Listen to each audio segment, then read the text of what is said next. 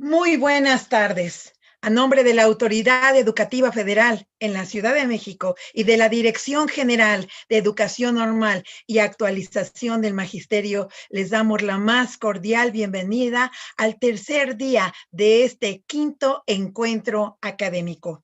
Incertidumbres, retos, experiencias de éxito, perspectivas para la educación básica y normal en el contexto de la pandemia por el COVID-19.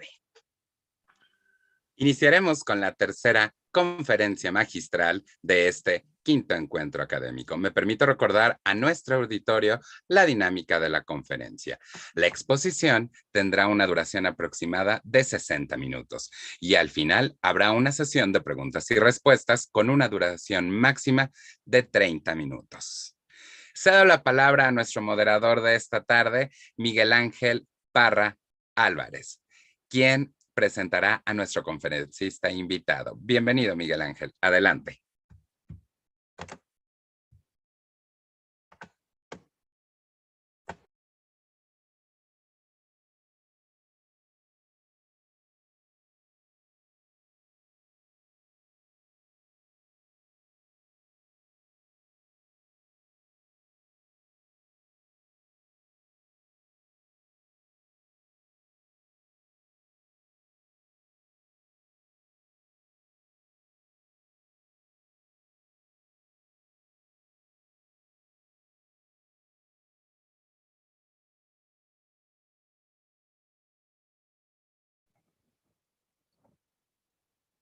Tiene la especialidad, perdón, creo que no me escuché, pero discúlpenme, comenzaré nuevamente, creo que no me escuché.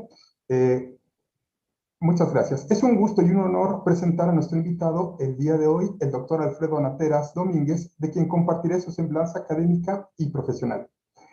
Alfredo Nateras Domínguez es doctor y maestro en Ciencias Antropológicas por la Universidad Autónoma Metropolitana, Unidad Iztapalapa, UAM Iztapalapa. Es maestro en Psicología Social por la Universidad Nacional Autónoma de México. Tiene la especialidad en Coordinación de Grupos Operativos por la Escuela Interdisciplinaria de Aprendizaje y Comunicación Grupal. Es licenciado en Psicología Social por la UAM Iztapalapa. Es profesor investigador de tiempo completo en la UAM Iztapalapa y ha sido profesor invitado en varias universidades de Centro y Sudamérica. Es coordinador del Diplomado Culturas Juveniles, Teoría e Investigación en la UAM Iztapalapa. Es miembro del Comité de Posgrado en Psicología Social, Maestría y Doctorado en la UAM Iztapalapa. Es miembro del Sistema Nacional de Investigadores Nivel 2. Sus principales líneas de investigación se enmarcan en culturas e identidades juveniles, las significaciones de los cuerpos, imaginarios de las violencias y la muerte, uso social de drogas y espacios de divertimento. Tiene más de 80 publicaciones entre libros y artículos en revistas especializadas, tanto a nivel nacional como internacional. Entre sus publicaciones se pueden destacar Juventudes sitiadas y resistencias afectivas, el tomo 1, Violencias y aniquilamiento, y el tomo 2, Problematizaciones, embarazo, trabajo, drogas, políticas, ambos en 2016. Vivo por mi madre y muero por mi barrio. Significados de la violencia y la muerte en el barrio 18 y la Mara Salvatrucha en 2015. TECAE, Artistas de la Piel y Decoración Corporal en Jóvenes en 2007, entre otras. Cedo entonces la palabra al doctor Alfredo Nateras Domínguez, quien dictará la conferencia Perspectivas para el retorno al plantel escolar. Adelante, doctor, y bienvenido. Sí, muy amable por la presentación, Miguel Ángel. ¿Qué tal? Muy buena tarde a todos ustedes, a todos los que nos están viendo, a todos los que están conectados y escuchándonos. Espero estén bien en estos tiempos todavía complejos, difíciles y extraños por la cuestión del COVID-19. Agradezco la invitación a este evento, a la Dirección General de Educación Normal y Actualización del Magisterio, doctora María Luisa Gordillo, a la directora de Desarrollo Profesional, Janine Romero Ávila, y a Miguel Ángel Parra, el psicólogo social, que por cierto me acaba de recordar que fue mi alumno, por su acompañamiento para cuadrar tiempos, espacios y logística a fin de poder estar aquí el día de hoy. ¿Por qué creo que este evento, este espacio que tengo entendido inició y arrancó el miércoles 16 de junio y concluye el día de hoy, viernes 18, es importante? Me parece que como espacio virtual es un espacio de encuentro, de reencuentros, de diálogos, debates, intercambios, a fin de pensar y más que nada de repensarnos desde el magisterio en el contexto claro de la pandemia del COVID-19 y también desde los diversos actores educativos que conforman precisamente el ámbito del magisterio. Lo segundo, por lo que creo que es importante este evento del quinto encuentro académico, es para hacer un ejercicio de imaginación, es decir, de imaginarnos las circunstancias de lo que podríamos llamar el regreso a una situación y o normalidad diferente post pandemia, que de hecho ya se está ejercitando en algunos planteles de la República Mexicana. Quisiera enfatizar mi lugar de habla, mi lugar de enunciación disciplinar, porque va a ser el marcaje a partir de lo cual voy a exponer enseguida como académico y profesor universitario. Por una parte, mi discurso viene desde la psicología social, más social que psicología, y mi unidad de análisis entonces son los grupos, son los colectivos, por lo tanto apunto mucho a lo que tiene que ver con las identificaciones o las identidades juveniles. La otra beta de mi formación es desde la antropología cultural. Esto es, me interesa apuntar a los sentidos, a los significados, a las subjetividades, digámosle así, de las acciones y de las expresiones colectivas, justamente de los agrupamientos y especialmente de las juventudes y también de las infancias, por ejemplo, en términos de cuando interviene el espacio público, los grafitis, o cuando intervienen sus cuerpos a través de alterarlo con decoraciones tipo tatuajes. De ahí entonces me pidieron que en esta conferencia magistral hablar acerca de una suerte como de perspectivas para el retorno al plantel o a los planteles escolares que cada uno y cada cual nos competiría. Por lo que preparé, junto con mi asistente, el psicólogo social Juan José Osorio, una exposición armada a través de varias fotografías, dada mi beta, digamos, antropológica, con varios datos y notas informativas y periodísticas acerca justamente del impacto del COVID-19 en los infantes, en los niños, las niñas y las juventudes particularmente, como para ir armando y construyendo un discurso, un relato y un posicionamiento académico de los significados de la pandemia justo en el ámbito educativo, esto es, en la educación básica y las escuelas normales que les competen a gran parte de los que están conectados el día de hoy.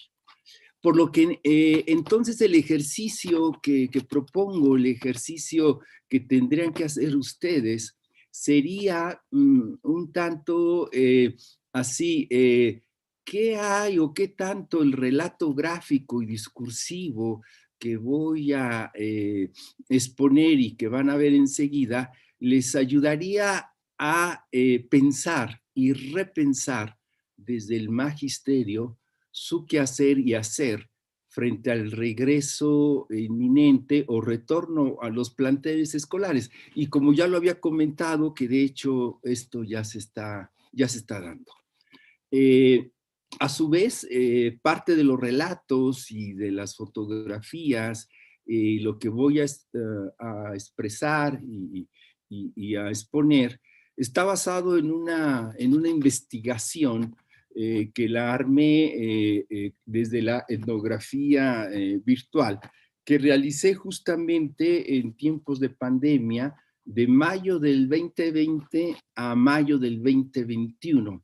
Es decir, que recién la acabo de terminar. Claro, todavía me falta todo el análisis y demás. Y esta investigación apuntó al impacto del encierro por el COVID, especialmente a la condición de las juventudes, el impacto, lo que tiene que ver con sus afectividades y emociones, y el uso de drogas.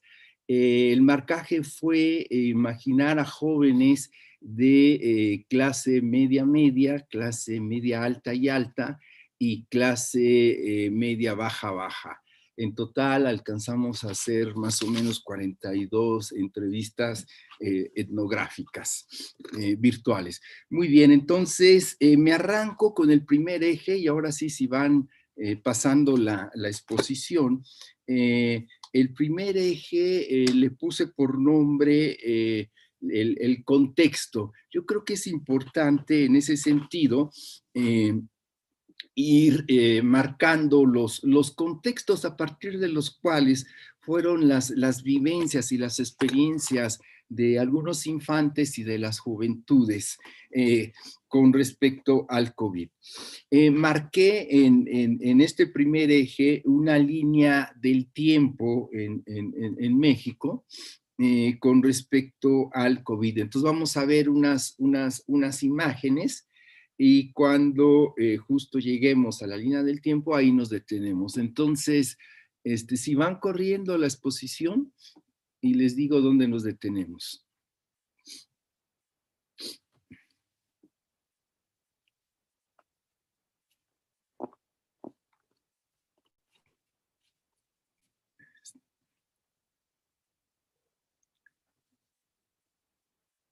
Adelante, sí.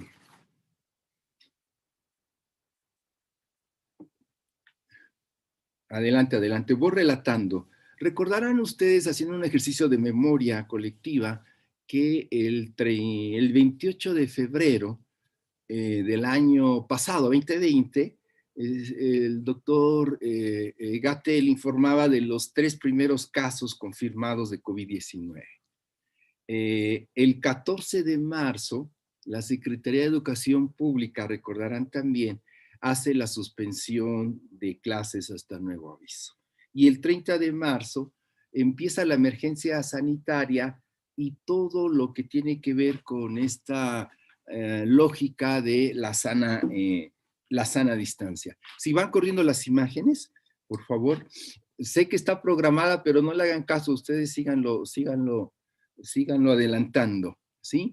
Entonces, ¿qué fue lo que develó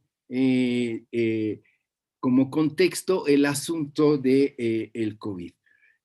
Fundamentalmente lo que develó es que para el asunto especialmente, justo aquí está la línea del tiempo, el asunto de las juventudes, yo tengo una idea que la he expuesto en otros foros, en otros eventos. Considero que en ese sentido, para lo que tiene que ver de reflexionar al país, pasa necesariamente por reflexionar a sus juventudes, y al revés, para reflexionar a las juventudes hay que pensar en el país en el que están. Entonces, en ese sentido, por lo que hace específicamente a las juventudes, lo que develó la llegada de la pandemia fue la precariedad en general en la que está la población en México. Y no solo en México, sino en América Latina. La pobreza, la miseria, la injusticia social. También cuando llega el COVID develó en ese sentido lo que hace al desastre del sistema de salud en el que los proyectos neoliberales lo dejaron para el actual gobierno. También el COVID develó y mostró la crudeza de las violencias no solo sociales, sino las violencias que se recrudecieron justamente en los ámbitos familiares. Recordar las cifras que son muy fuertes en términos que más o menos se calcula por la UNICEF y el DIF en México, que de 6 a 10 niños y niñas observan la violencia en su casa y 4 de 10 la padece. De tal suerte que quien más padece, y aquí hay una marca de género, la violencia al interior de la familia, son justamente las niñas. Y no es fortuito, chicos, que los porcentajes de embarazo de adolescentes aumentó de forma considerable, justo en términos de pandemia por la situación de la violencia en casa. En ese sentido, también el otro asunto es importante como contexto ubicar a los niños, niñas y a las juventudes y que todas estas cifras que voy a dar ahorita se están recrudeciendo y que todavía no sabemos la magnitud. Recuerden que en México hay, según el Instituto Mexicano de la Juventud, 37.5 millones de jóvenes, de los cuales 21 millones son mujeres jóvenes. 1.9 son jóvenes migrantes. La situación de los jóvenes migrantes es muy fuerte. Y más en aquellos estados, ¿no? Típicos como Hidalgo, Michoacán, Puebla y demás.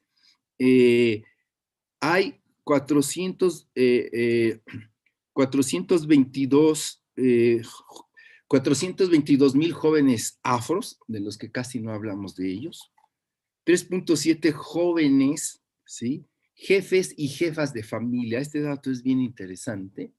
El otro es jóvenes indígenas, ¿sí? Se calcula 8 millones de jóvenes indígenas, que las comunidades indígenas y sus juventudes también fueron de las más afectadas en términos del COVID y poco se dice de ellas.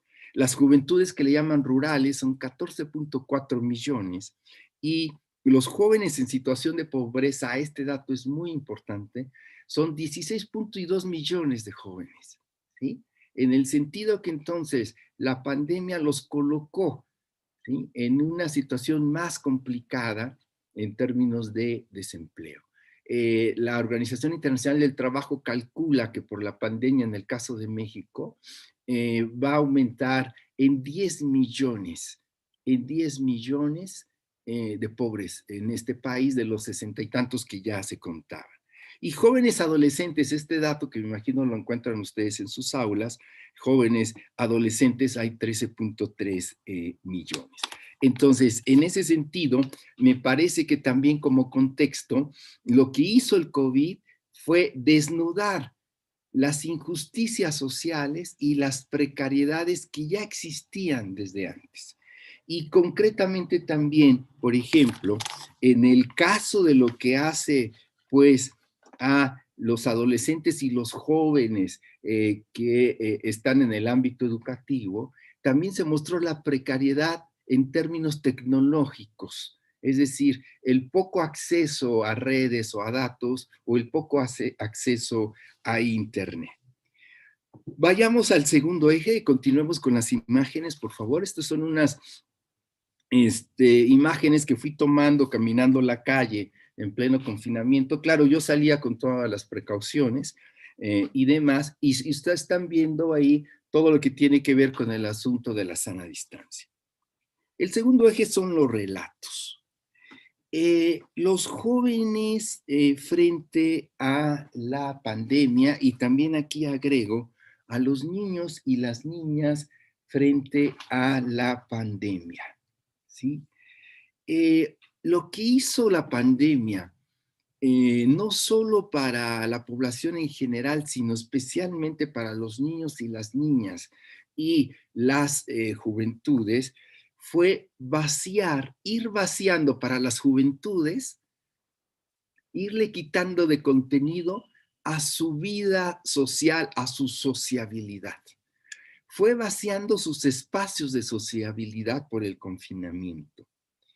En ese sentido, hubo un trastocamiento de la vida social y cotidiana de las juventudes en particular, en donde impactó, ¿sí?, el aspecto social del divertimento de muchos, impactó el asunto de que a la escuela no solo se va a aprender, a la escuela se va a socializar con el otro, a la escuela se va también a compartir y convivir cuestiones culturales, cuestiones incluso políticas y demás.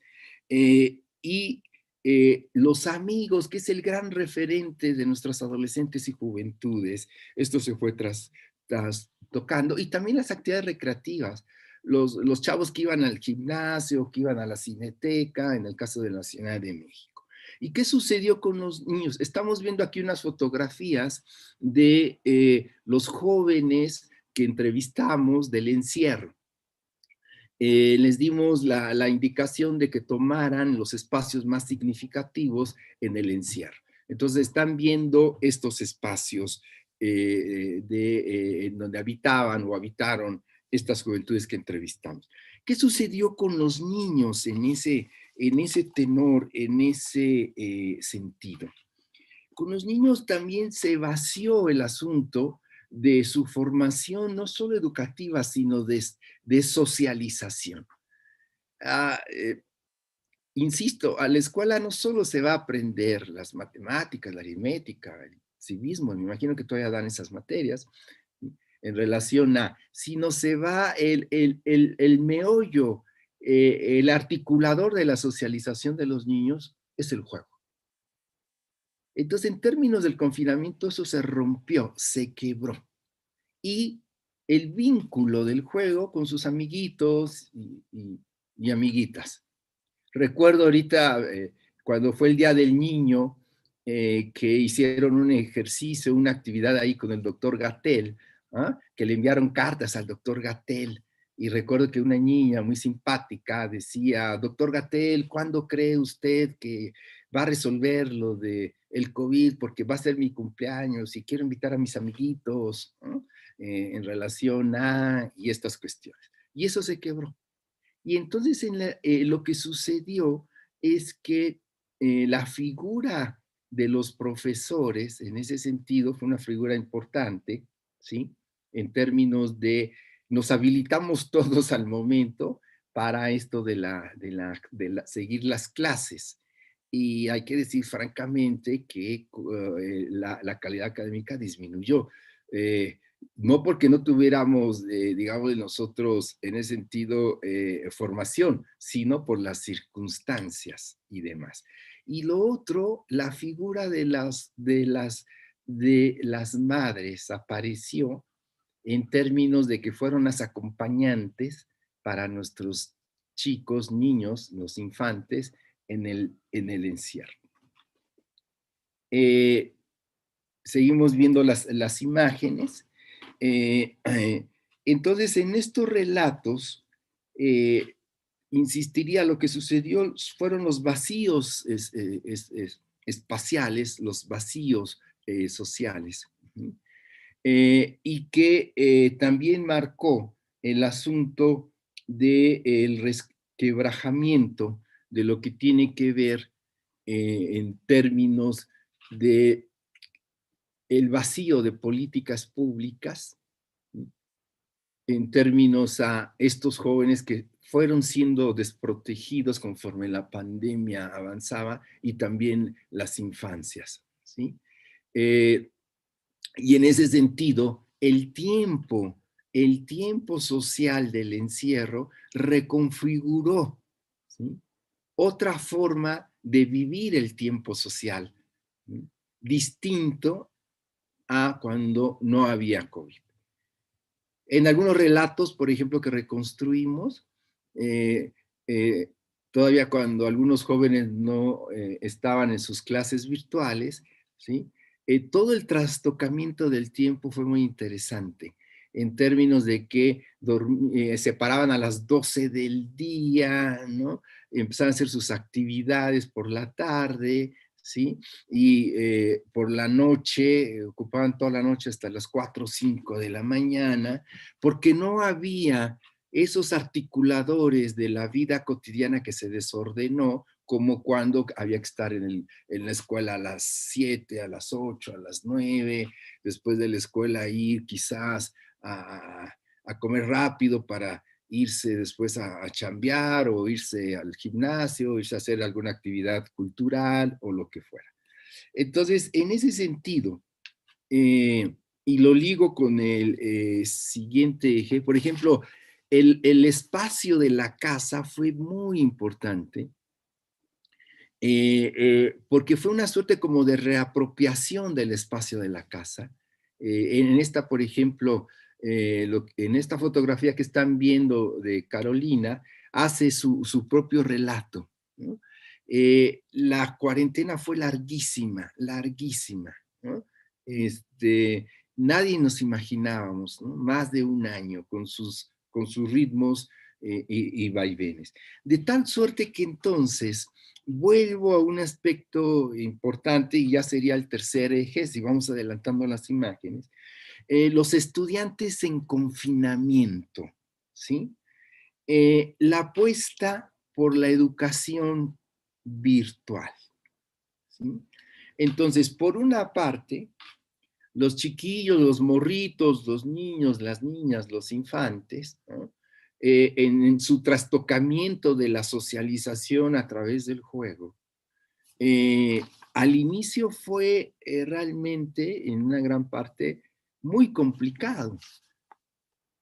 No solo para los papás y para los profesores, sí, sino para los propios niños y las propias niñas, ¿no?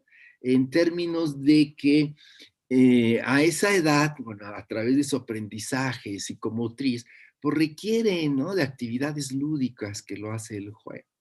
Entonces, lo que se vio es, por una parte, que esa precariedad marcó a algunas familias que no tenían las herramientas, ¿no? En términos para conectarse, o ni siquiera para pagar el internet, o ni siquiera la tablet, o ni siquiera una computadora. Y los niños, en ese sentido, digámosle, perdieron algunos el interés, algunos otros se aburrían, algunos otros ya no hacían caso, el cansancio. Yo creo que llegó el cansancio muy fuerte. Y lo cruzo de lado a los jóvenes, ¿no? De lado a los jóvenes, por ejemplo, estas imágenes que estamos viendo. En esta imagen de que se dice que una gran parte de jóvenes conoce los dispositivos digitales y demás. Pues resulta que a veces no tanto, porque los jóvenes también padecían, ¿no? En términos, también a la cuestión de la precariedad, ¿no? Y demás. Pero también una gran parte de jóvenes estaba ya cansado, estaba ya harto en términos de tanta enseñanza vía digital. Y por ejemplo, esta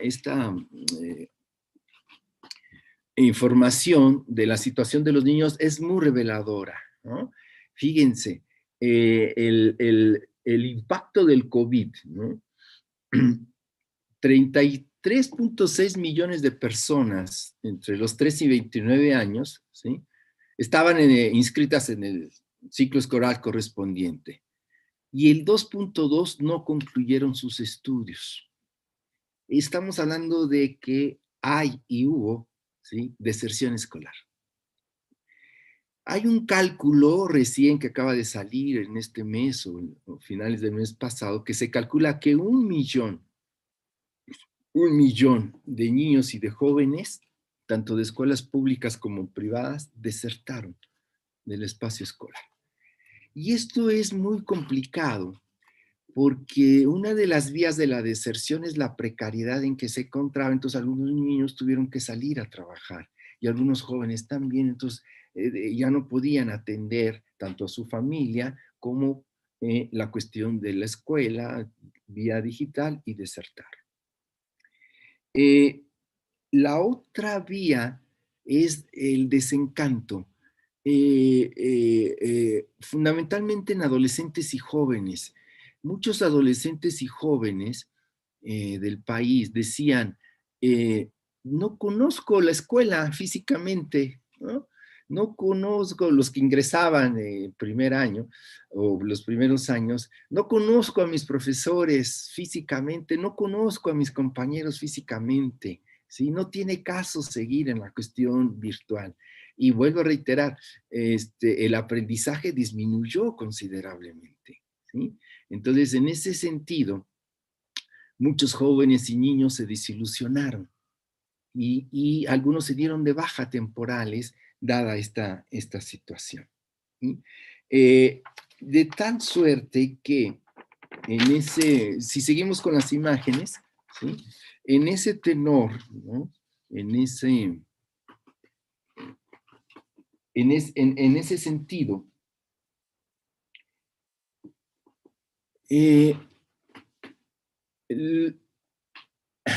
lo que fue es que nos dimos cuenta que sin la tecnología no la armábamos, no lo hubiéramos armado sin la tecnología, dada la situación del COVID, ¿sí? No sé cómo lo hubieran hecho otras generaciones al no tener estas tecnologías. Entonces, en ese sentido, la propuesta de la educación virtual, ¿sí? A mi entender, era pues, cumplir, ¿no? En tiempo y en forma con la demanda escolar. Y hacer, en la medida de lo posible, que tanto los alumnos como los profesores, ¿no? Implementáramos estrategias, digamos, digitales. Para muchos de nosotros, para muchos profesores de nosotros, fue también todo una complejidad, ¿no? En términos de que no estamos tan habituados digitalmente, nuestros hábitos son más analógicos que digitales, ¿no? Pero esto fue muy interesante en términos de que para algunos de nosotros los profesores, algunos de nuestros alumnos nos ayudaban pero de una manera así como, como muy afectuosa, ¿no? Al ver nuestras impericias, profesor, mire, tiene apagado su micrófono. ¿Y dónde está el micrófono? Pues mire, aquí del lado izquierdo. Tiene apagado su cámara, mire, puede compartir pantalla. Entonces fuimos aprendiendo algunos profesores de nuestros alumnos. Y en ese sentido también hay que reconocer el trabajo de muchos profesores, y del magisterio, evidentemente, en términos a condiciones muy difíciles a partir de las cuales armaron sus clases, armaron sus cursos en condiciones muy, muy, muy difíciles y se dieron. Aunque al mismo tiempo también hay que reconocer que otra parte de profesores en ese sentido, en su imaginario, ¿no? De que ahora los estudiantes, supuestamente niños y jóvenes, tenían más tiempo porque estaban en casa, nunca se dieron cuenta algunos profesores que en la casa pasaba todo. Y todo es todo, el lugar de la convivencia, del descanso, de la familia, del trabajo, de la intimidad, ¿no? Y demás. Y entonces algunos profesores imaginaban que dado eso, entonces tenían más tiempo y por lo tanto les exigían más, ¿sí? Y eso fue terrible porque desgastó a muchos niños y desgastó a muchos jóvenes y adolescentes. Entonces, el escenario, en el siguiente eje que ya estamos viendo, los escenarios post-pandemia, los retos de la educación, ¿sí? Y lo ligo con el otro eje, que está relacionado, que le puse emociones y afectos. Si vas avanzando, este es uno de los cuartos, un poco desordenado, como verán, típico de los teenagers, de los adolescentes, de los jóvenes, ¿no? Donde pasaban la cuarentena, ¿no? Entonces, a ver, creo que aquí había que aquilatar la valía por una parte de lo que es la educación presencial y la valía en todo caso también en términos justamente de todos los artefactos digitales. Y lo remarco así tal cual como lo están viendo en esta lámina. A mi entender, ¿sí? Jamás la educación presencial será sustituida por ningún otro dispositivo tecnológico. ¿Por qué? Porque en el aula, en la relación presencial, es una relación en términos del contacto de humano a humano, de la humanidad como tal. En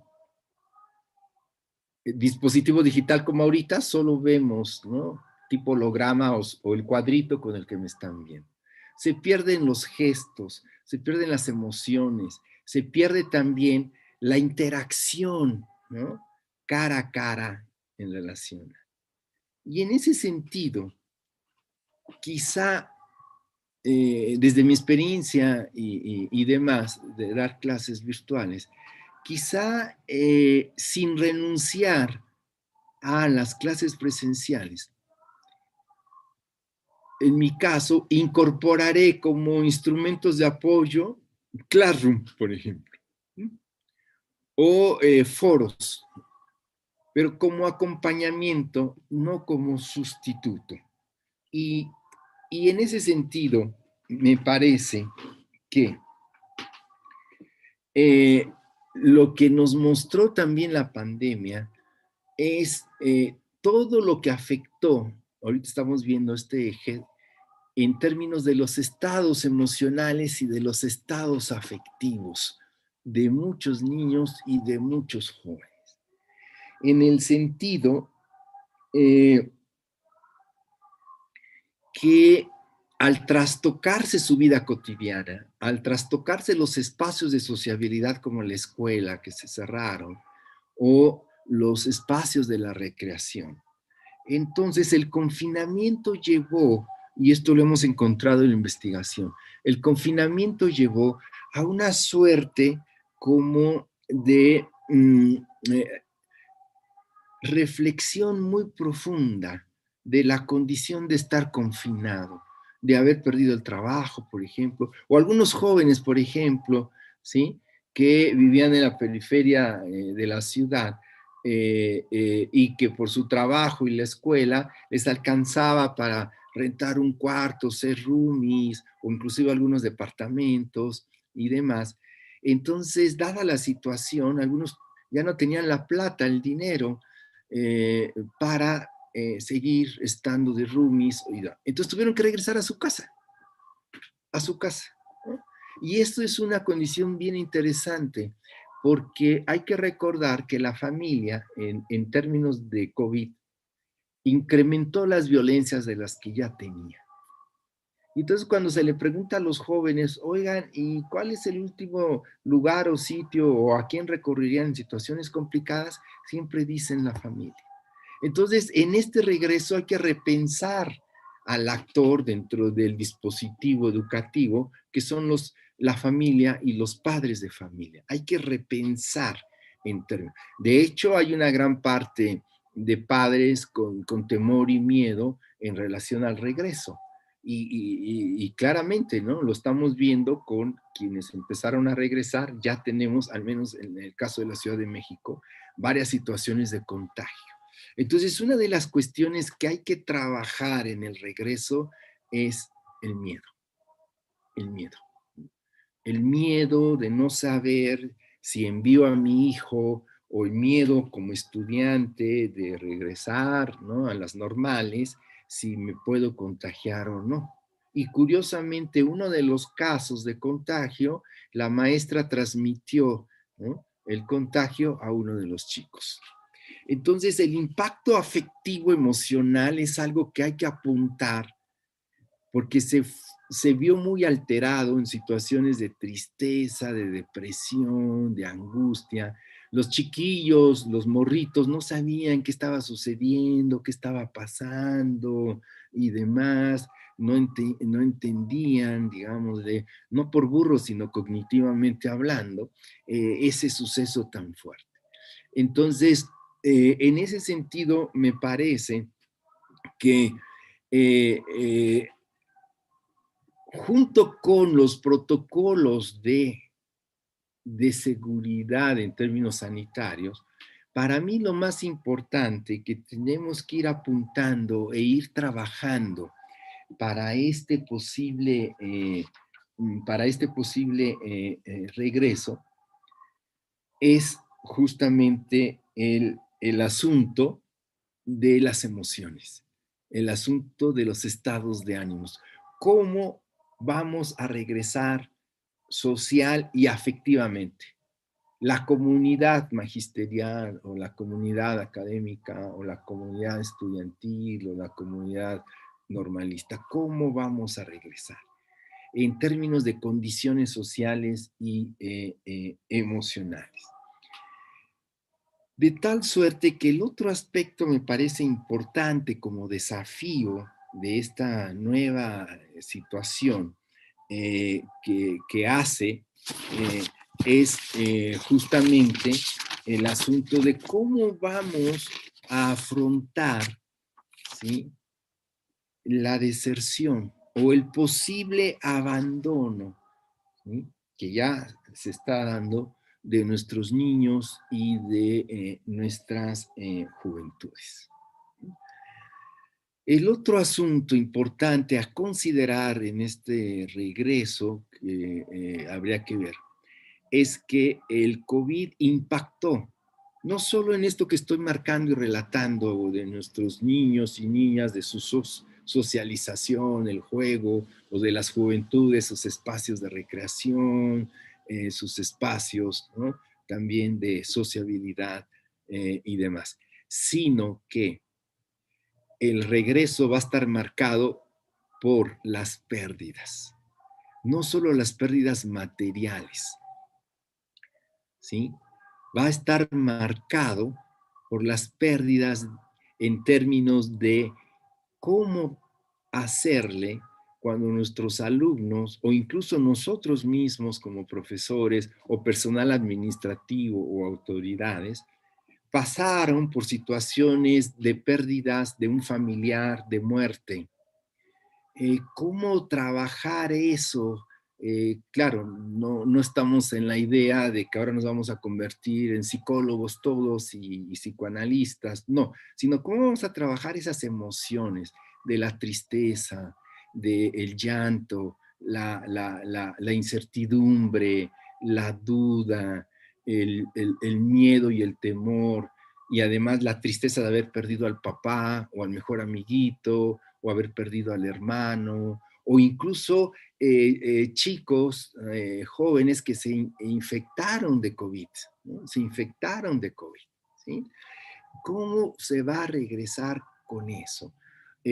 Por ejemplo, yo estoy en la Universidad Metropolitana Iztapalapa, y una de nuestras secretarias murió a través de una situación trágica. Ella estaba cuidando a sus papás que estaban contagiados de COVID. Ella se contagia de COVID, ¿sí? Y ella muere. Pasan los días y los papás dos también mueren. Y el hijo, chavito de 12 años, queda huérfano. ¿Cuántos niños que van a regresar y cuántos jóvenes que van a regresar van a estar en una situación parecida? Entonces, en términos de huérfanos, ¿no? La orfandad también es una cuestión que ahí está, Y es como algo que se está viendo, ¿no? En términos de lo que dejó el COVID, ¿no? Niños y jóvenes huérfanos. Entonces, ¿cómo preparar el regreso en esta lámina? Me parece que lo primero, o si no es que lo primero, pero algo importante, es más allá de que si cumplir con el programa o con la cuestión educativa de enseñanza-aprendizaje, es como rehacer, ¿no? Los vínculos sociales en términos de confianza, en términos de con los alumnos, ¿sí? Me parece que eso es algo muy importante a tener en cuenta. Rearmar una relación, ¿no?, con los alumnos, ¿sí? Me parece importante. El otro asunto es, de alguna manera, rehacer la comunidad académica, la comunidad magisterial, si ya sea en la escuela, si ya sea en la normal, si ya sea en la primaria o en la secundaria o la preparatoria. Rehacer la vida social y demás.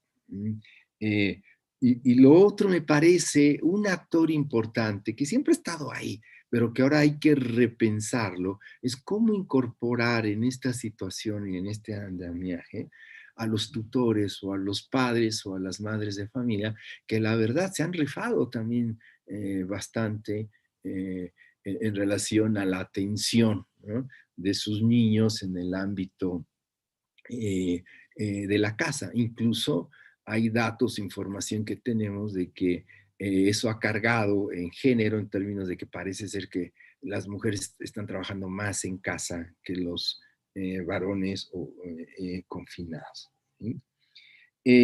Y insistiría de trabajar con dispositivos grupales, con dispositivos de grupos de reflexión o grupos dialógicos, los temores, ¿no?, los miedos asociados a el regreso. Y que esto está ligado con el otro asunto, justamente, que hace, ¿no?, los temores y miedos, la angustia, lo incierto, pues tiene que ver con el asunto de las emociones y el asunto de las afectividades. Por ahí en algún momento la secretaria de Educación, la maestra Delfina, por ahí mencionaba que están trabajando en todo un proyecto, ¿no?, socioemocional en el regreso a clases.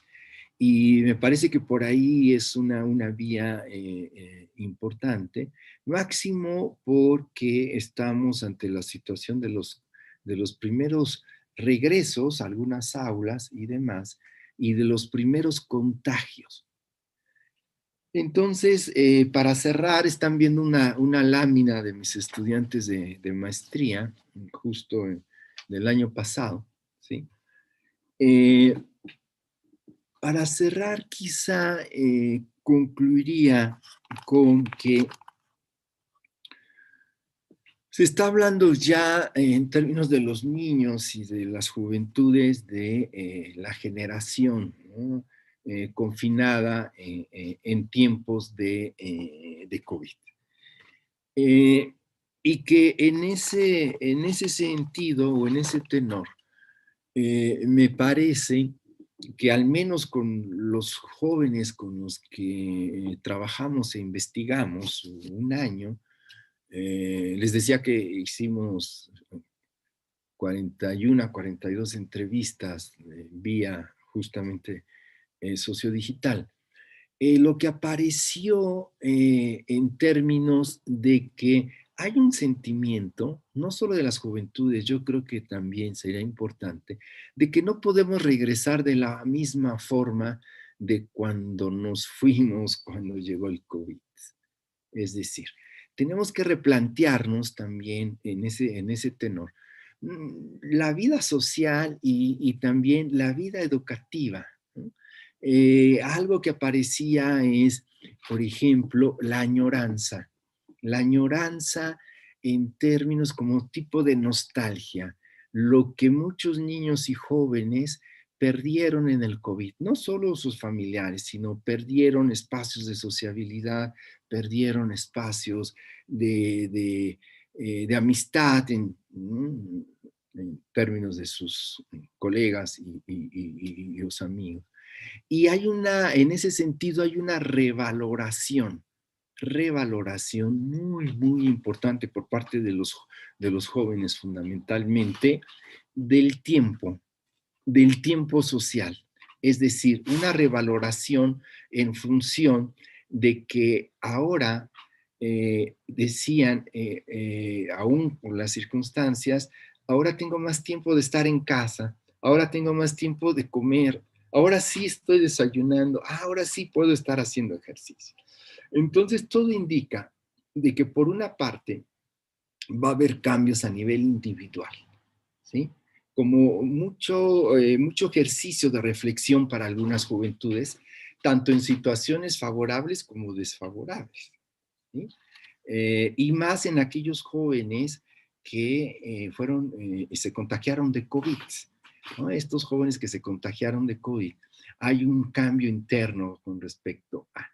Y otra cuestión muy importante, insisto, es la revaloración de la familia que los propios jóvenes creo que están haciendo o van a hacer con respecto a, aún, y esa es la paradoja, ¿no? Aún con que sus familias, en la mayoría de los niños, ¿sí?, son los que más los violentan, ¿sí? Aún, por ejemplo, con que las violencias de género aumentaron. Pero hay algo en la familia como valor simbólico que es lo que representa y lo que significa. Ahora sí que es la familia que les tocó, ¿no? Su peor es nada, ¿no? Entonces, esa es como una lógica. Cuando yo les preguntaba a los jóvenes, oigan, y ya cuando estemos en semáforo verde, que ya lo estamos, ¿qué es lo primero que harían? Y la mayoría me contestaron, ¿sí? Lo primero que haría es ver a mis amigos e irme de fiesta, abrazarlos, esa parte de la humanidad, estar con ellos y demás. Lo otro, ¿sí?, ir a actividades culturales. Extraño ir a la cineteca, extraño mis clases de danza, extraño mis clases de deportes, mis clases de música. Y lo otro, en términos de que no solo es una imagen de lo individual, sino también lo colectivo. Yo les preguntaba cómo veían al país después de la pandemia. Y la mayoría decía, ¿no?, una situación muy compleja, una situación muy difícil en términos de lo que estamos viendo, ¿no?, el desempleo por parte de muchos de ellos. Entonces, en ese sentido, me parece que lo más importante es que desde nuestro lugar como académicos, desde nuestro lugar como profesores o como padres o madres o hermanos, o lo que fuera, parejas o lo que fuera, me parece que tenemos que aprender de alguna manera desde la condición humana de esta situación. Tenemos que aprender a imaginar unas relaciones diferentes, por ejemplo, con la ecología, ¿no? Que la estamos acabando, ¿no? Y por ahí hay algunas hipótesis, ¿no?, en términos de que por ahí, dado este trastocamiento con la ecología, la relación con los animales, por ahí vino la condición del virus.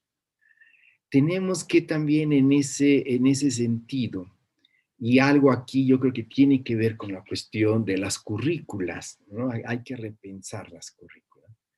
Las condiciones de mortandad en términos del impacto del COVID a nuestra población mexicana fue en su mayoría por las deplorables condiciones de salud en que gran parte de nuestra población se encuentra.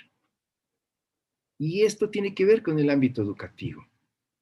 Es decir, nuestros niños, ¿sí?, creo que sí, nuestros niños, ¿no?, son, creo que el primero o el segundo lugar, no recuerdo bien, de los más gordos, ¿no?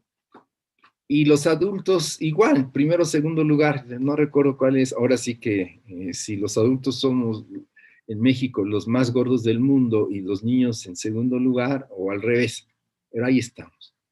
Los que tenemos más, no hay una cultura del cuidado del cuerpo, por ejemplo, ¿sí? Además de la comida chatarra y todo esto que invade nuestras escuelas y ámbitos.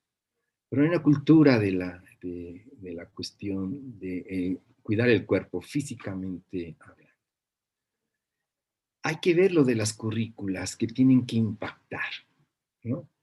Tenemos que rediseñar en ese sentido los ámbitos educativos, ¿no? Para una cuestión, me parece importante, que es una tendencia que el ámbito educativo lo tenemos que recuperar. El buen vivir, ¿sí? El buen vivir. El buen vivir en términos de construir una relación ética con la naturaleza, el buen vivir en términos de una relación con la educación, el buen vivir en una relación con la cuestión de la cultura. Y creo que en ese sentido, para mí uno de los grandes aprendizajes que tendría que ser el COVID y en términos de un regreso, ¿no?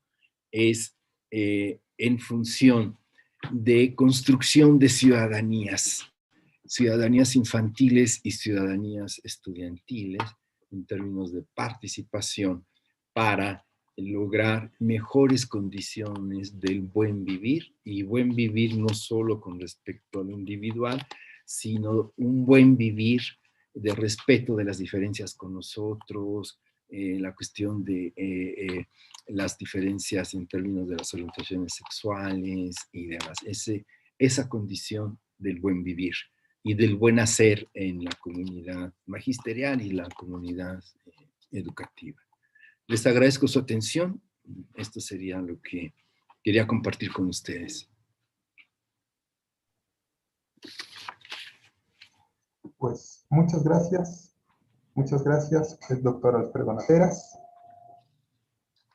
Hay muchos comentarios en el chat reforzando los planteamientos, tienen muchas coincidencias con lo que usted nos acaba de mencionar, de exponer.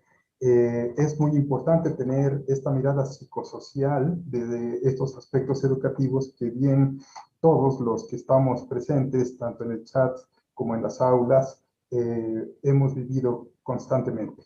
En este sentido, resulta muy importante e interesante de por sí la configuración de los espacios, y ahora que nos habla de la reconfiguración de estos mismos, y por supuesto la respectiva reapropiación de espacios en donde ahora todo pasa, cuando antes eran aspectos limitados y ahora se tiene que aumentar todas las actividades escolares. También muy importante el deseo de los estudiantes y docentes, por supuesto, en el rescate de las relaciones sociales presenciales principalmente. Muy bien. En este sentido, quiero darle a conocer dos comentarios que nos han hecho, que reflejan mucho de lo que se estuvo hablando en el chat. Uno de ellos es de Maricruz Castellanos Rosales, que nos dice que la educación presencial es lo más idóneo, pero bajo estas circunstancias, la educación virtual ha sido la indicada. En ese mismo sentido, Jardín de Niños Cuautláhuac menciona: la educación virtual fue una opción y ahora un complemento en la educación a futuro. Y hace una solicitud, dice que sería importante que se considerara a los preescolares en estos análisis. Bueno, vamos con las preguntas, doctor. Tratamos de agruparlas, más o menos para que en el mismo sentido, y vamos a comenzar con estas. Hortensia López Cruz, ¿cree usted que logremos pasar de COVID a las escuelas presenciales? ¿Se puede dar clases buenas virtualmente? Adelante, doctor. Coincido con lo que decía Maricruz al inicio, y lo ligo ahorita con la pregunta de Hortensia. Exactamente,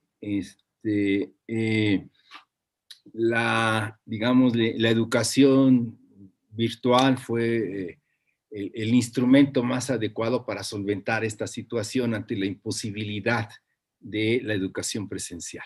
Eso es definitivo. Y es exactamente lo que pregunta Hortensia. Creo que yo no descartaría la educación, digamos, de sociodigital, pero siempre en esta cuestión como auxiliar o como, digamos, de algo que vaya acompañando lo que tiene que ver con lo presencial. Quisiera entender que esto del COVID es algo con lo que vamos a vivir permanentemente. Sin embargo, la cuestión de estaremos en mejores condiciones en términos de las vacunas para seguirlo afrontando.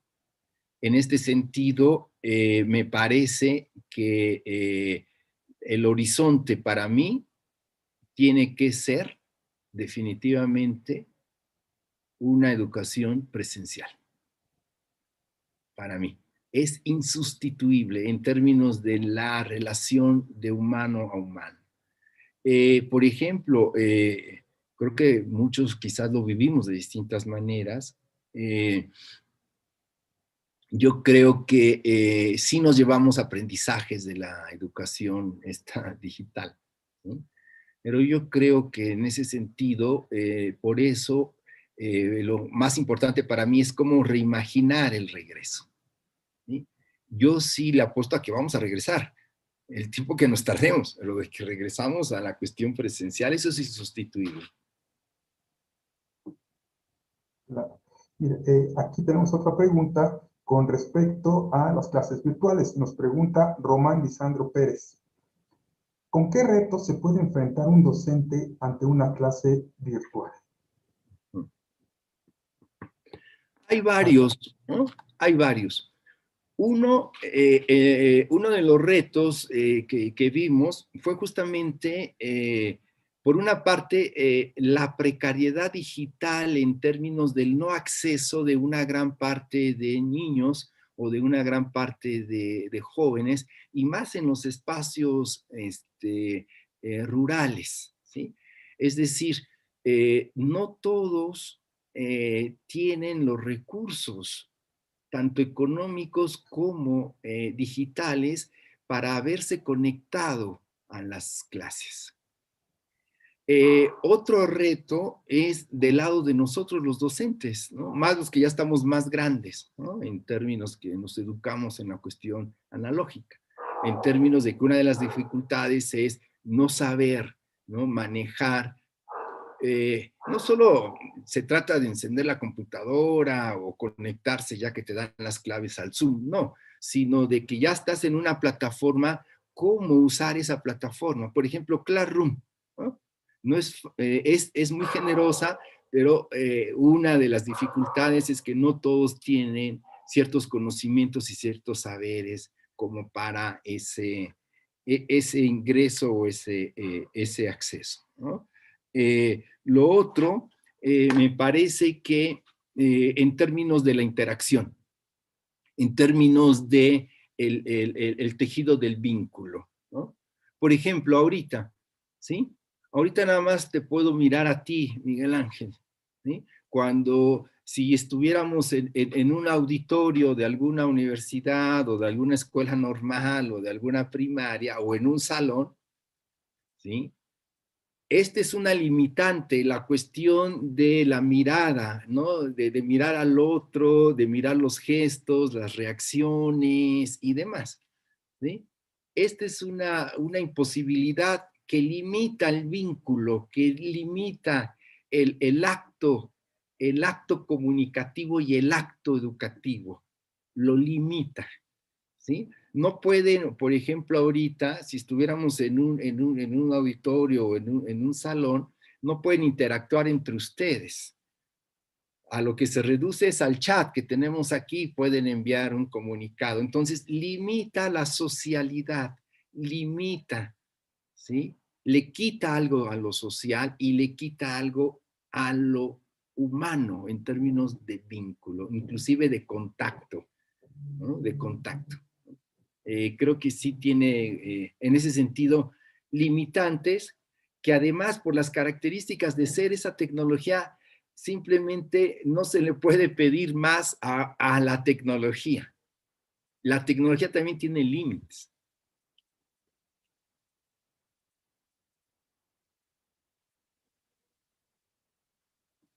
No te escuchamos. Muchas gracias, gracias. Sí, detrás de la tecnología estamos nosotros, los seres humanos, y somos nosotros los que propiciamos una serie de elementos, de cosas, de emociones. En ese sentido, hay una serie de preguntas relacionadas con el aspecto socioemocional. Sí, sí, son bastantes. Voy a tratar de elegir solamente algunas de ellas, pero todas estas están referidas con el aspecto socioemocional. Una de ellas, de manera general, nos menciona Marco Antonio Carlo. En la actualidad, ¿cómo se encuentran los docentes y los alumnos emocionalmente? Y la ligo con otra, una más. La pandemia puede tener consecuencias que pueden afectar la salud mental en niños y jóvenes. Adelante, doctor. A ver, sí, está ligada. De hecho, sí. O sea, de hecho, lo que vimos o estamos viendo todavía en lo que queda de la pandemia es un impacto en los estados de salud, digámosle así, o en los estados afectivos o emocionales. Definitivo. El impacto, entonces, por una parte, a los alumnos, ¿sí? Y aquí lo digo con mucho tiento para no generalizar, o a una parte de alumnos, ¿sí? Tiene que ver justamente con escenas, y esto yo lo encontré en la investigación, con escenas de llanto, o sea, mucho llanto, ¿no? En términos de desesperación, en términos de impotencia, en términos de incerteza, de no saber, ¿no? Tristeza, tristeza en términos justamente de que perdí el empleo, o tristeza, ya no estoy viendo a mis amigos, o ya no estoy yendo a la escuela, ¿no? Y cuestiones de depresión, ¿no? Que la depresión, digámosle, pues es una enfermedad que se conoce como tal, en términos que te abandonas tú con respecto a, ¿no? Entonces, en ese sentido, ¿dónde lo vimos o dónde yo lo vi con una parte de alumnos de los jóvenes que investigué? En el incremento del consumo de drogas en el ámbito del encierro. ¿Sí? Es ahí una afectación muy fuerte, ¿sí? Y que eso en algunos casos, por ejemplo, también derivaba en la cuestión del otro lado, en función de los profesores, que es la otra pregunta. ¿Cómo afectó a algunos profesores? Yo creo que también afectó en los estados de ánimo. Algunos profesores ya están cansados, están agotados, están como estado emocional fastidiados de tanta educación virtual, fastidiados. Y que también una parte de profesores aumentó, menos todos nosotros, todos los demás sí, ¿no? Una parte de profesores aumentaron sus consumos de alcohol y, y, y ansiolíticos y antidepresivos. Entonces, esta parte que afectó también a los profesores en términos del cansancio. En mi caso, yo también ya estoy cansado. La verdad, estoy cansado y en estado de ánimo fastidiado. Es más, una gran parte de eventos que me invitan, les estoy diciendo que no. A ustedes sí les dije que sí, porque ya estaba comprometido. Pero en eso afecta también, en nuestro caso, como profesores, lo digo también por nuestros colegas y también algunos alumnos, ha disminuido el rendimiento de aprendizaje y el rendimiento, ¿sí?, de enseñanza. Lo hemos disminuido por las condiciones. Y claro que afecta a los estados afectivos y los estados emocionales. Tanto es así que algunos, en esa situación de tristeza, de desilusión, el dato está en el abandono, en la deserción escolar. Ahí está el dato. No solo es por la cuestión económica, sino también por la cuestión emocional, de no sentirte bien después que en tanto que se te murió tu papá o tu abuelito, no quiero seguir tomando clases, ¿no? Por supuesto, en este sentido estamos trabajando en el presente para incorporarnos en un futuro que todavía lo vemos o nos imaginamos, como bien decía en este momento. Y en este sentido, aquí tenemos una pregunta muy interesante que es de Jerónimo Medrano López, quien pregunta, ¿el aislamiento en los niños pequeños podría generar alguna disfunción social al futuro adulto? Al menos yo diría que no alcanzaría yo a pronosticar eso así, pero al menos en el aquí y el ahora sí, sí. De hecho, por ejemplo, lo que comentas, Jerónimo, de hecho hay investigaciones en psicología social y recordarás, Miguel Ángel, que se ponía a bebés changuitos, ¿no? A bebés changuitos con una changuita de alambre, mamá, y se ponía a bebés changuitos, ¿no? Con una changuita de verdad, ¿sí? Bien. Los changuitos que tenían a la mamá y jugaban y las abrazaba, ¿sí? Tenían mejores habilidades sociales, por decirlo de esa manera, ¿sí? Estaban más prestos para jugar con los otros, para vincularse con nosotros. No así los changuitos de la mamá de alambre. Se hicieron más huraños los changuitos de la mamá de alambre, ¿sí? Porque no había el contacto físico, el contacto humano, ¿sí? Entonces, esa es la parte que digo que hay un vacío de la socialización, ¿sí? Y estos no jugaban, y estos eran bien traviesos.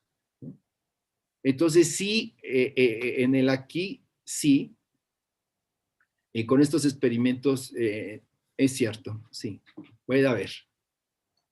Sí, entonces es la gran necesidad que tenemos de una vez regresar a la nueva normalidad, desarrollar, promover las relaciones sociales entre iguales, maestros, alumnos, etcétera, etcétera, para poder desarrollar nuestras habilidades socioemocionales en un sentido amplio, sería Así es. el punto en este caso. Sí, el vínculo con el otro, el vínculo con el alter, el amigo, el cuate, con los profesores, humaniza, socializa, ayuda a la humanización. O sea, la condición humana es esa, ¿no? El vínculo, y uno se construye en función del otro, si lo podemos decir teóricamente.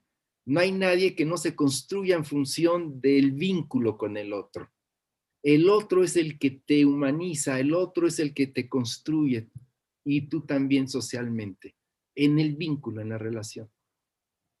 En ese sentido, si bien nuestra relación próxima que tenemos en este momento es por los medios digitales, hay una pregunta que nos hace Deira Lenia Saavedra González, muy importante porque son costumbres que muchas personas, muchos alumnos están adquiriendo en este momento. Ella pregunta, los jóvenes estudiantes apagaron sus cámaras, cerraron micrófonos, dejaron de gastar en transporte y alimentación fuera de casa. Les bajamos estándares de productividad y pregunta, ¿cómo los podremos reincorporar? Sí, esa es una gran pregunta. Justo ayer yo estaba conversando con estudiantes de la UACM. Hicieron una encuesta en los estudiantes de la UACM en uno de los planteles que está aquí por el centro de la ciudad. Y una gran parte contestaba que preferían seguir sus cursos de manera virtual. Ah, carajo, uno decía, ¿y a qué se debe? Tiene que ver un poco con lo que señalas en términos de que dicen, así me ahorro más tiempo. Para llegar a la UASM me tardo, o para la UAM, 1 hora y media, 2 horas, 3 horas. Ahora tengo más tiempo por estar encerrado. Lo otro es el asunto del dinero. Gasto menos en transporte, ¿sí? Soy más cómodo, ¿sí? Entonces, esto es muy cierto que está sucediendo en algunos jóvenes estudiantes que están prefiriendo seguir así por ciertas comodidades. Ahora, la gran pregunta es esa que dices, ¿no?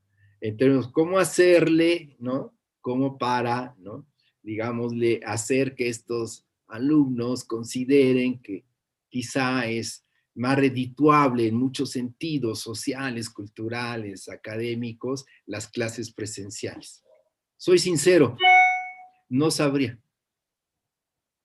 Sí, es un punto también que estamos de alguna manera viviendo todos en nuestras reuniones, en donde efectivamente nos conocemos a la distancia, pero cuando no existe o no se prende la cámara, por ejemplo, aún solamente nos quedaría conocer la voz si es que se participa. Y esto que nos pregunta Deira Alenia, creo que es algo muy importante que sí tendríamos que considerar, porque no solamente es el regreso por el regreso, sino entre el regreso y la actividad virtual que tenemos ahorita, pareciera que habría que hacer algo para que comenzáramos a conocernos, por lo menos desde el punto de vista virtual, con las cámaras encendidas. Pareciera, pero sí es algo todavía complejo. Sí, por ejemplo, ayer terminamos clases con mis estudiantes de licenciatura en Psicología Social ahí en la UAM y les pedí que valorábamos el curso y lo primero que les pedí, abran todas sus cámaras, abran todos sus micrófonos. Y fue algo muy interesante porque resulta que como ya sabían que era el cierre del curso,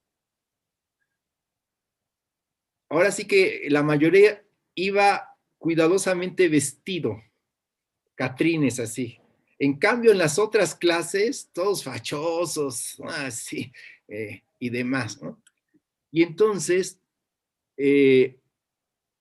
lo señalé en concreto, y quizá por aquí va una respuesta. Yo tengo que dar una devolución de los proyectos de investigación, y entonces quedé, chicos, tenemos las condiciones para que la devolución, dirijo 6 tesis, no sea virtual. Les propongo que nos juntemos afuera de la UAM, y ahí donde está el profe, que es un restaurancillo, y ahí les hago la devolución presencial, con todos los protocolos de salud. ¿Cómo lo ven, chicos? Los 5 o 6 me dijeron, de acuerdo, profesor, porque así lo voy a conocer físicamente y voy a conocer a mis compañeros físicamente. Entonces, por ahí debería de haber algo, ¿no? De imaginarnos para, ¿no?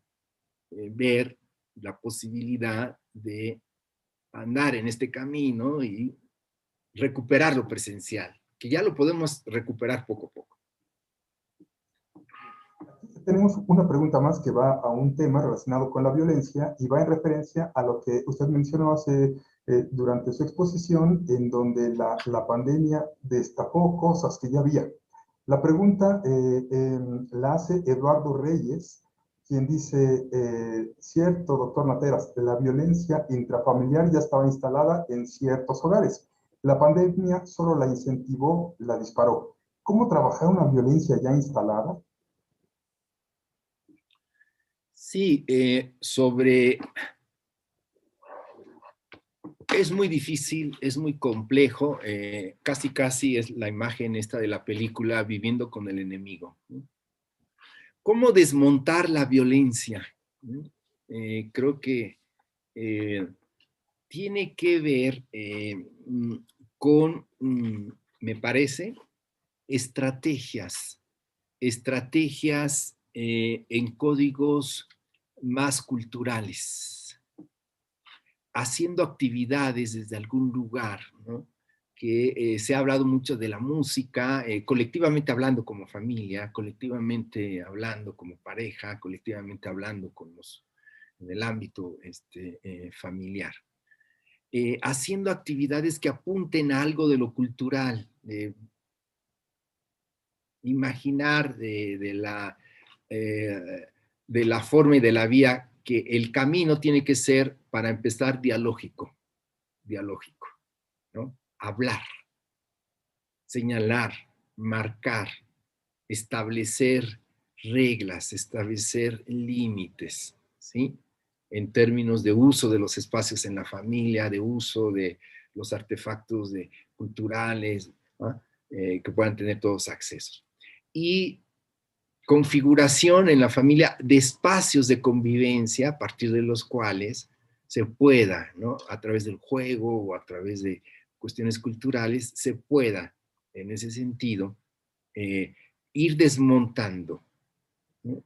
Esas relaciones de violencia, en el sentido de que la cultura o los artefactos de la cultura y del arte no van a resolver la violencia, porque la violencia son estructurales, son relaciones asimétricas de poder, pero aprender a que pueda haber otras formas de vínculo sin la violencia, que pueda haber otras formas de relación, o que se puede discutir sin tener que violentar o golpear al otro, y que los códigos que más han ayudado, por ejemplo, se ha trabajado mucho en los lugares del encierro de los jóvenes, ¿no? Ya no sé ahora bajo qué denominaciones le dicen, porque ya no son orfanatorios, ahora algo les llaman diferentes, ¿no? Ya no son internados, ahora les llaman diferentes, pero ahí se ha trabajado con cuestiones de cómo disminuir la violencia en los dormitorios de los chicos, ¿no? Que están en el encierro. Cómo disminuir la violencia, ¿no? En términos de lo que tiene que ver en los lugares de comida, o cómo disminuir los robos, ¿no? A través de cuestiones culturales y artísticas.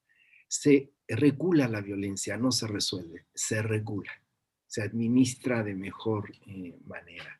Y eso ha funcionado en códigos artísticos culturales. Es la importancia del desarrollo de las habilidades socioemocionales con un sentido de sana convivencia, como se pretende en los programas de estudio. Así es. Bien, si me permite la última pregunta, vamos a ir un poquito, a escalar un poco más a nivel más social. Tiene que ver también con la violencia, y es de Marta Olivia Juárez, quien hace la siguiente pregunta. ¿Influye la discriminación y el racismo a la violencia que viven y experimentan las juventudes en América Latina, en particular en México? Sí. Ahora sí que va de nuez, me la puedes Claro que sí. decir de nueva forma. Claro que sí. ¿Influye la discriminación y el racismo a la violencia que viven y experimentan las juventudes en América Latina, en particular en México? Sí, definitivamente, ¿no? Por ejemplo, curiosamente, en términos de pandemia, la violencia en el espacio público también ha aumentado, ¿sí? Por ejemplo, los crímenes de odio, en términos de la comunidad LGBT+, han aumentado de forma considerable.